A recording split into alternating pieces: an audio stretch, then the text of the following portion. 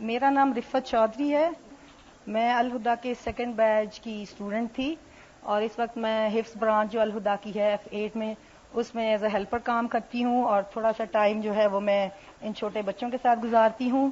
یہ چھوٹے بچے نور مونٹیسری کے ہیں اور وہاں پر ہم کوشش کرتے ہیں ان بچوں کو کچھ تھوڑی تھوڑی دین کی باتیں کچھ دعائیں سکھانے کی کوشش جو ہے وہ جاری ہے. تو ان سے میں آپ کا تھوڑا سا تعارف کروا دیتی ہوں. تو اس کے بعد یہ بچے جو ہیں بیٹھ کر تھوڑی سی دعائیں پڑھیں گے. ان کا نام ہے نمرہ. تیسرے نمبر پہ آ رہے ہیں. کیا نام ہے آپ کا؟ اظہار. ماشاء اللہ. آئیے. تیسرے نمبر پر ہیں رضوان. ماشاء اللہ. اس کے بعد ہیں ماشاء اللہ دیکھا کتنا اچھا. اور ہمارے جو مین آرٹسٹ ہیں وہ تو چلیں نام بتائیں اپنا. ہشام. اب یہ بچے تھوڑی سی آپ کو بتائیں گے جب ہم کوئی کام شروع کرنے لگتے ہیں تو سب سے پہلے ہم کیا پڑھتے ہیں؟ اعوذ باللہ من الشیطان الرجیم. بسم اللہ الرحمن الرحیم. اور جب ہم سب صبح کو اٹھتے ہیں سونے کے بعد تو کون سی دعا پڑھتے ہیں؟ احیانا بعد ما اماتنا وإلیہ النشور. اس کے بعد brush your teeth before you eat, brush your teeth before you eat, brush your teeth before you eat. اور کھانے سے پہلے ہم کون سی دعا پڑھتے ہیں؟ بسم اللہ الرحمن الرحیم. کھانا کھانے کے بعد اب ہم گھر سے باہر جانے لگے ہیں. گھر سے باہر جانے سے پہلے کون سی دعا پڑھتے ہیں؟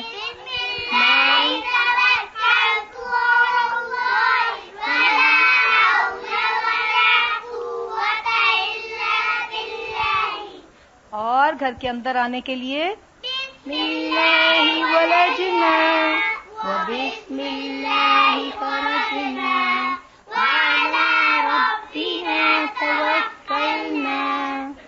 اب ہم اسکول آ گئے. اسکول آنے کے بعد جب ہم کبھی باتھ روم جانے لگتے ہیں تو کون سی دعا پڑھتے ہیں؟ اللہم انی اعوذ بک من الخبث والخبائث. اور باہر آنے کے بعد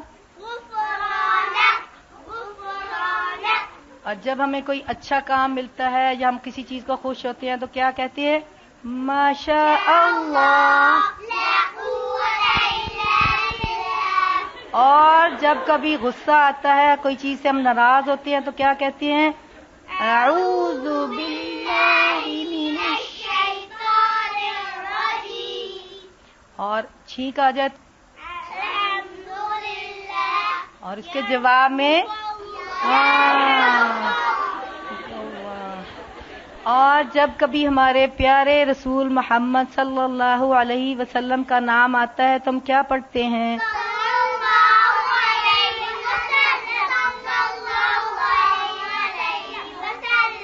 اور جب کسی مسلمان کو ملتے ہیں تو کیا کہتے ہیں؟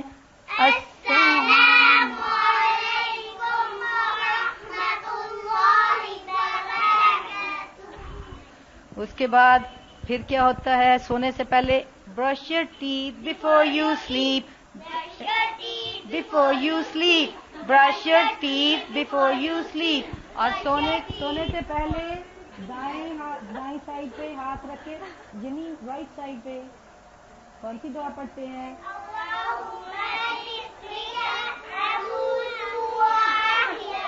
سب کے سونے کا ٹائم ہو گیا. اب ہم فائنل دعا پڑھتے ہیں. ٹھیک.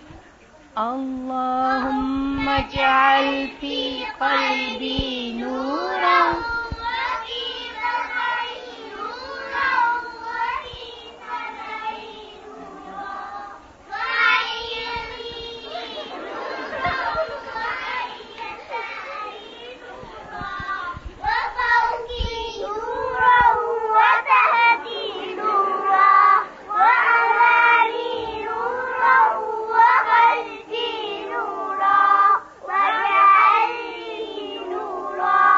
وقنا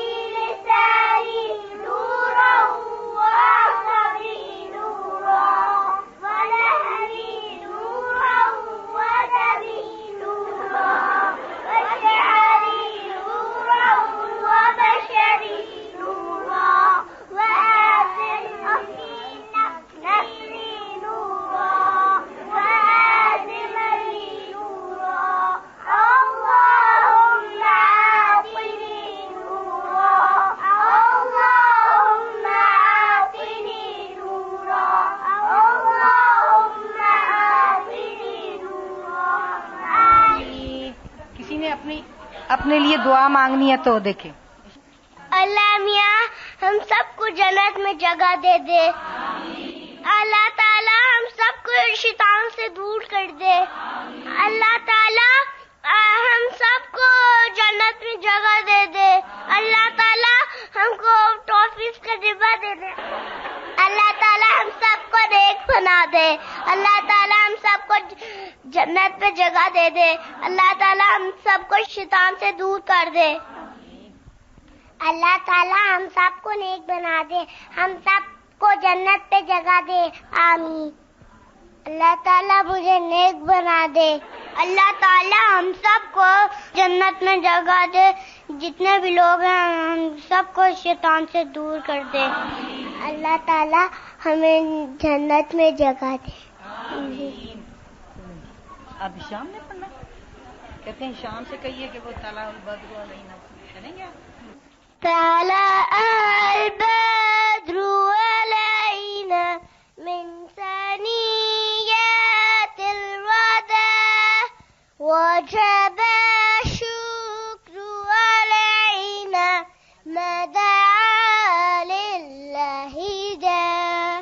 رسول اللہ حبیب اللہ نبی اللہ شفیع اللہ صلی اللہ علیہ محمد صلی اللہ علیہ وسلم. صلی اللہ علیہ محمد صلی اللہ علیہ وسلم. ماشاء اللہ لا حول ولا قوة الا باللہ. بارابین اسلامی چڑی یاد رکھے سوچے سمجھے دیکھے پالے ان کو نہ بھولے.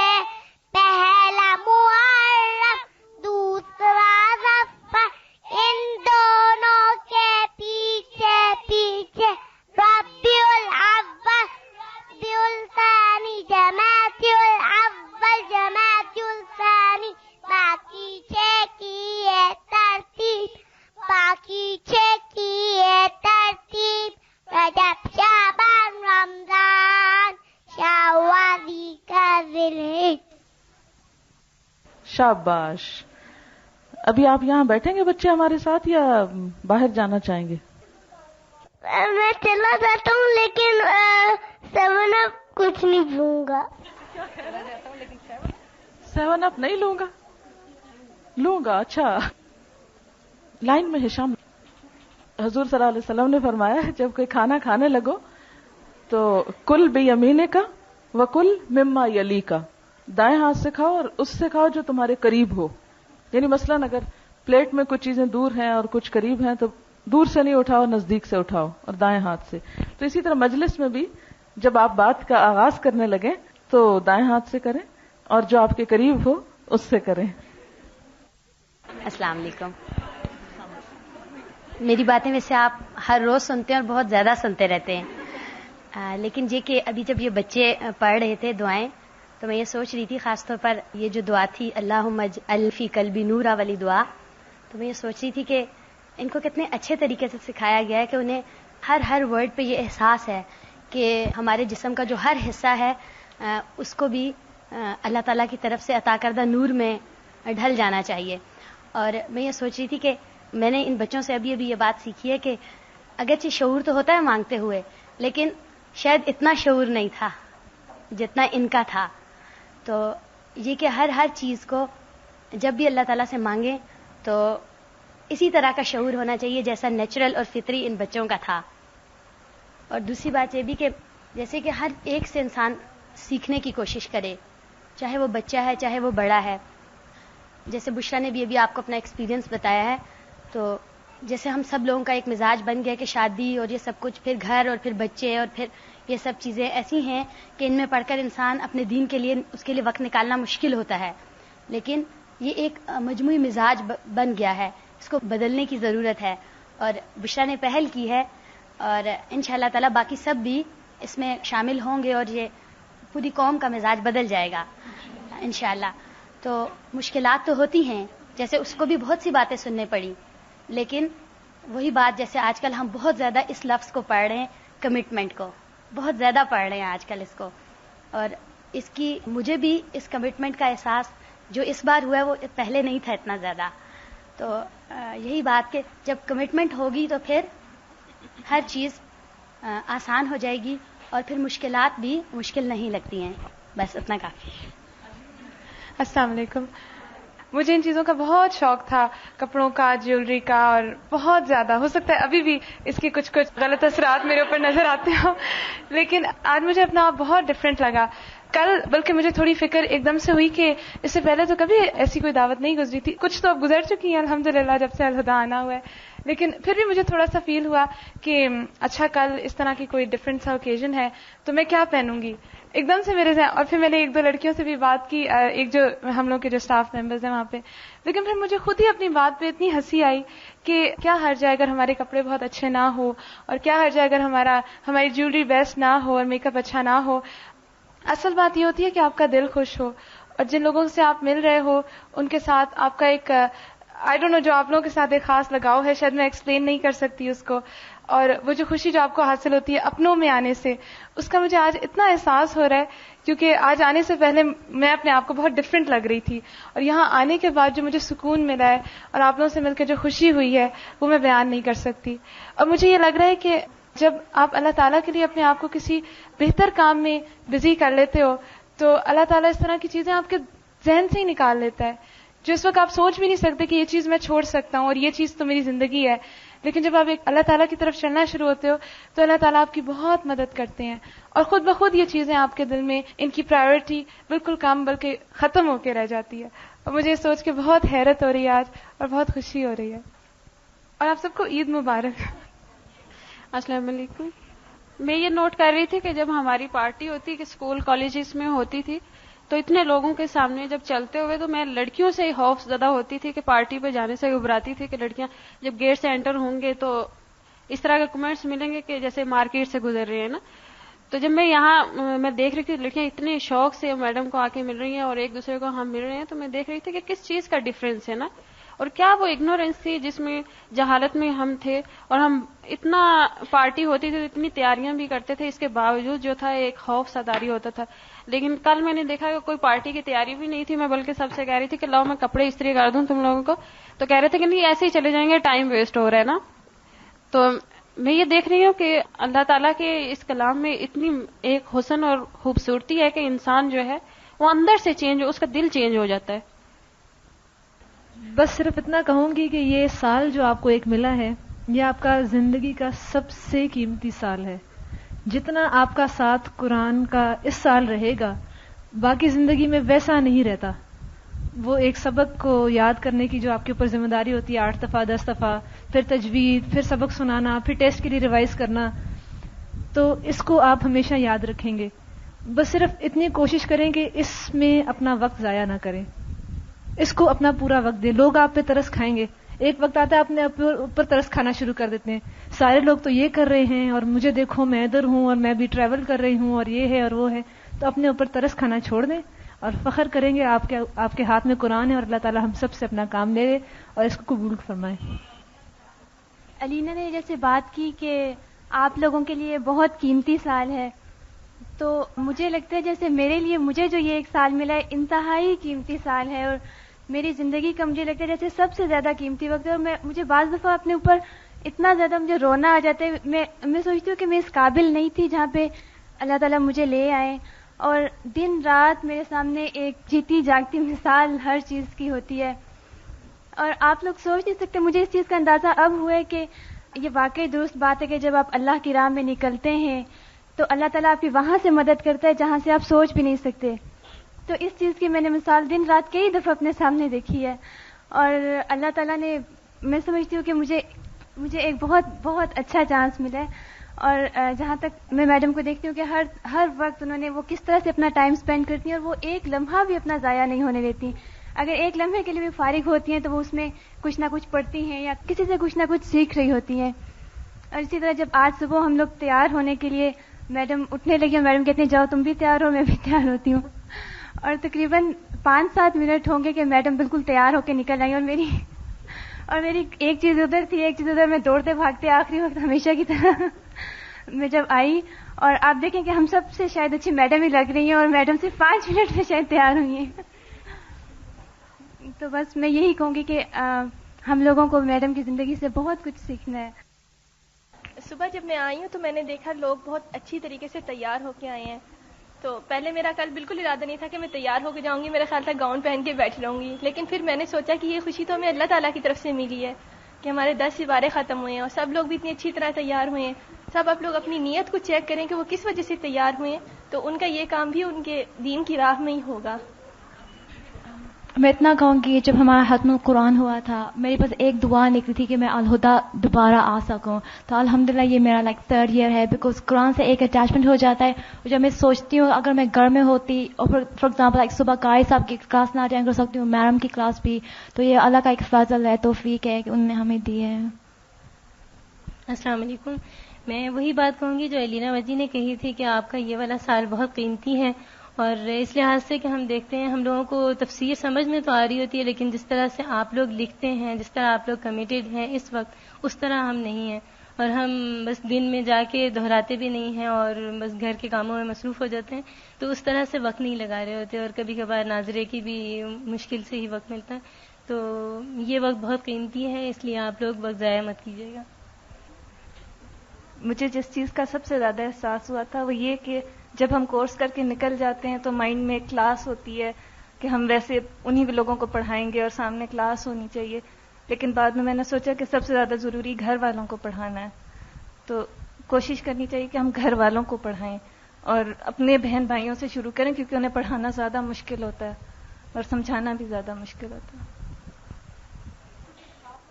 ہمنا, سعدیہ, رضیہ اور تو نہیں کوئی رہ گیا, اور جنہوں نے غزل سنانے کا کہا تھا وہ بھی آ جائیں. السلام علیکم. میں یہی بات کروں گی آپ سے جو سب کہہ رہے ہیں کہ آپ لوگ ٹائم کی بہت قدر کریں, کیونکہ تفسیر کے دوران میڈم نے جب ایک دفعہ بتایا تھا کہ ٹائم کی آپ لوگ قدر بہت کریں, کیونکہ ٹائم جب ختم ہو جاتا ہے تو جتنی مرضی انسان کے پاس چیزیں ہوں اس کے کام نہیں آتی. ٹائم ایک ایسا فیکٹر ہے کہ جس کے ختم ہونے کے ساتھ انسان کی تمام چیزیں ختم ہو جاتی ہیں. تو اگر ہم ٹائم کی قدر نہیں کر سکیں گے تو ہم بہت ساری چیزوں میں, بہت ساری باتوں میں کامیاب بھی نہیں ہو سکتے. السلام علیکم. جب پنکی باجی بات کر رہی تھی تو مجھے یاد آ گیا اپنا وقت. پچھلے سال میں میڈم کے ساتھ ہوتی تھی, اور جب آپ لوگوں کا بیچ آیا تو اس وقت میڈم نے مجھے کہا کہ تم ہاسٹل میں کچھ ڈیوٹی ہے تو تم وہ کر لو اور میرے ساتھ تو کوئی اور بھی آ جائے گا. تو میں اب بھی جب پنکی باجی کو دیکھتی ہوں تو میں کہتی ہوں کہ میری میڈم مجھے واپس کر دیں. تو کہتی ہوں پلیز مجھے ایسے نہ کہو, مجھے یوں لگتا ہے کہ جیسے شاید یہی میری آخری دن ہے, اور جب تم مجھے اس طرح سے کہتی ہو تو مجھے اور ڈر لگنے لگ جاتا ہے کہ شاید میڈم کا ساتھ چھوٹ جائے گا. اور جتنا عرصہ میں نے میڈم کے ساتھ گزارا ہے میری ایمان کی بہت اچھی حالت رہی تھی, اور ہر وقت میں یوں فیل کرتی تھی جیسے ایمان کا ایک ہائی لیول ہے. اور جب میں یہاں پر بھی بیٹھتی تھی تو بس تقریباً ہر وقت میرے آنسو ہی گرتے رہتے تھے, اور مجھے بہت زیادہ اچھا سمجھ آتا تھا.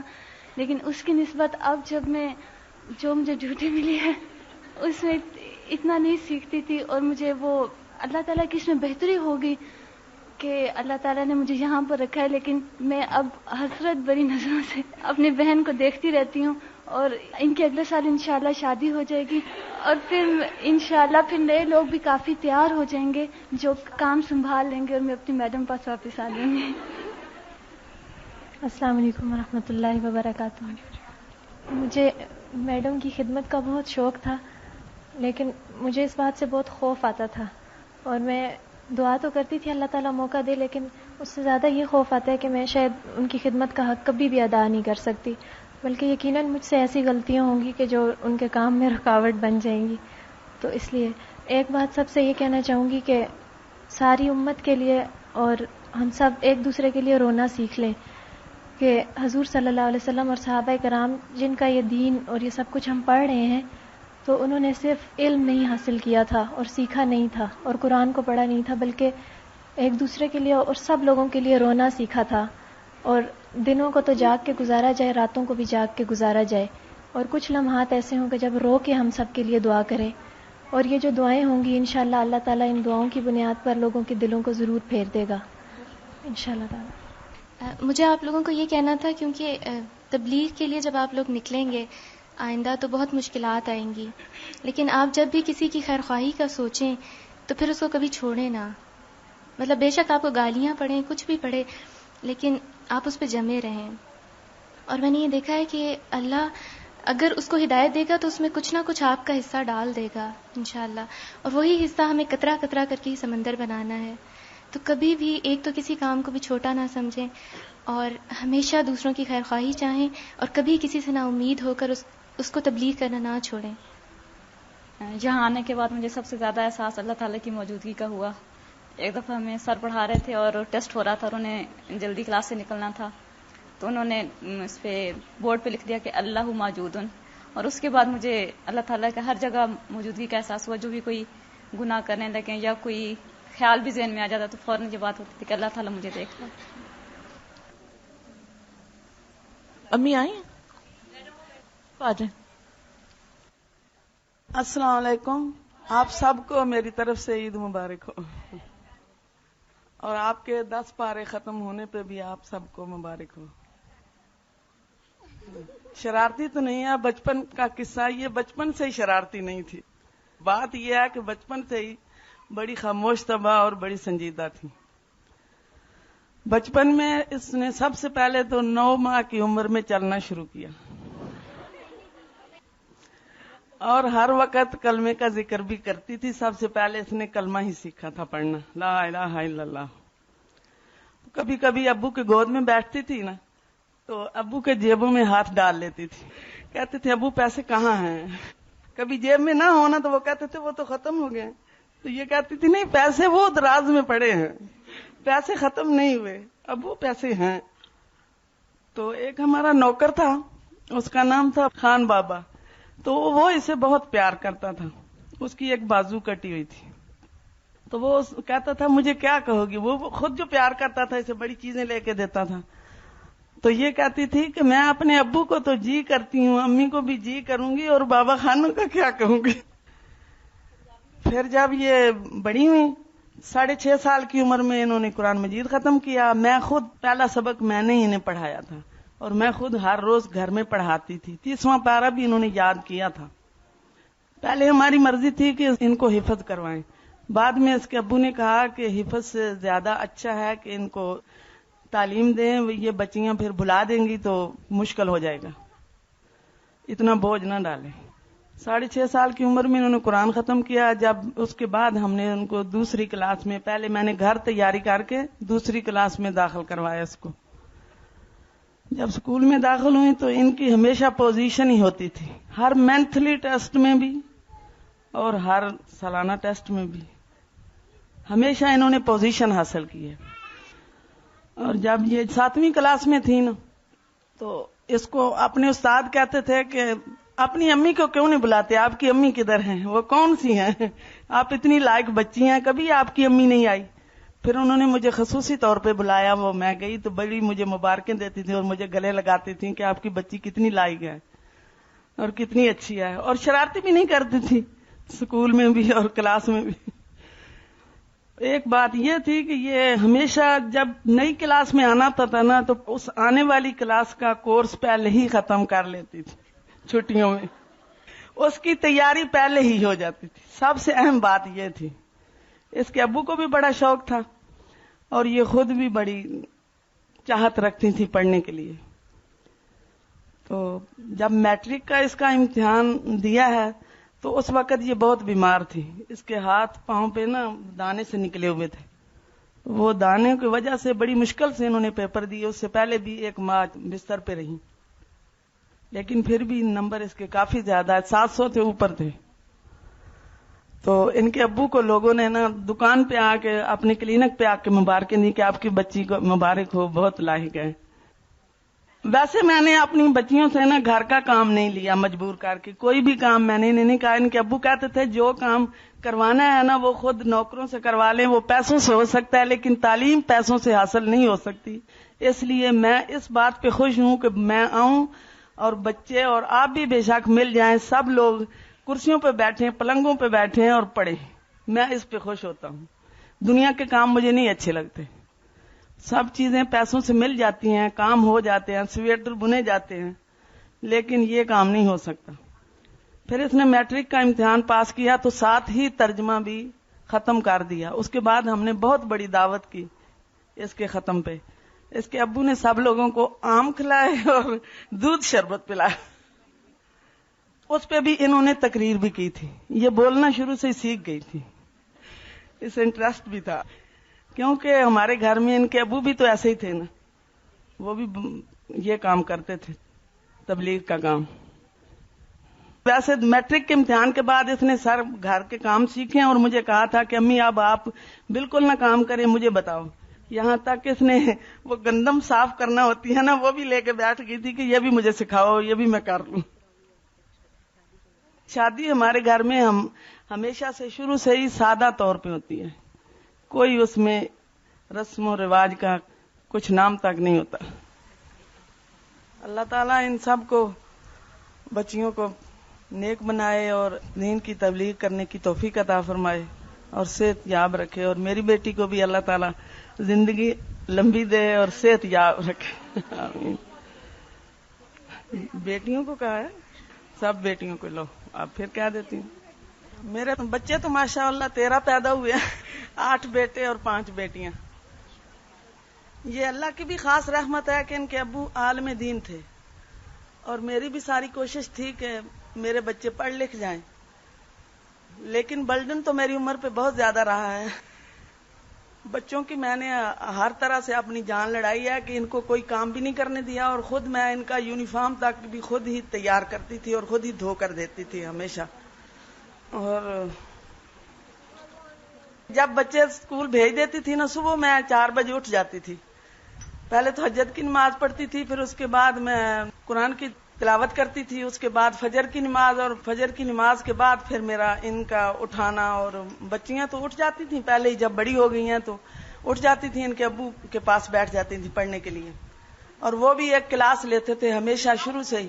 ساری زندگی انہوں نے قرآن کی تعلیم دینے کے لیے ایک گھر میں لڑکوں کی بھی کلاس رکھتے تھے, مردوں کی, یعنی کہ وہ بھی فجر کی نماز سے پہلے ہی رکھا کرتے تھے. فجر کی نماز کے بعد کوئی ٹائم نہیں ہوتا تھا. تو میں بچے جب ناشتہ بناتی تھی ان کا, اور ان کے ابو ان کو پڑھاتے ہوتے تھے, جب میں ناشتہ بناتی تھی تو یہ ناشتہ کرتی جاتی تھی اور تیار ہو جاتی تھی. ان کے بعد جو کپڑے اتار کے جاتی تھی وہ میں دھو لیتی تھی, اس کے بعد کھانا پکاتی تھی. میری تو سارا دن مصروفیت ہی رہتی تھی. دوپہر کا کھانا تیار کرتی تھی, اب جب یہ آ کے کھا لیتی تھی تو پھر یہ سو جاتی تھی, اور اٹھ کے پھر اپنا پڑھنا لکھنا شروع کر دیتی تھی. میں تو اپنے گھر کا کام, یہاں تک کہ جب سردیاں ہوتی تھیں تو بچے زیادہ ہوتے تھے تو میں ہمیشہ بچوں کو رات کو نہلاتی تھی, ٹائم نہیں ملتا تھا مجھے. تو جس دن چھٹی ہوتی تھی, چھوٹے بچے ہوتے تھے, تو پھر رات کو میں ان کو نہلا کے بستروں میں ڈالتی جاتی تھی.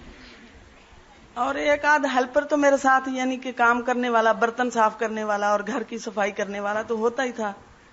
کپڑے میں اپنے بچوں کے بھی اور اپنے بھی خود ہی دھوتی تھی, وہ ابھی تک بھی میں دھوتی رہتی ہوں. سبحانک اللہم و بحمدک نشہد ان لا الہ الا انت نستغفرک نستغفرک نستغفرک ونتوب الیک. والسلام علیکم ورحمۃ اللہ وبرکاتہ.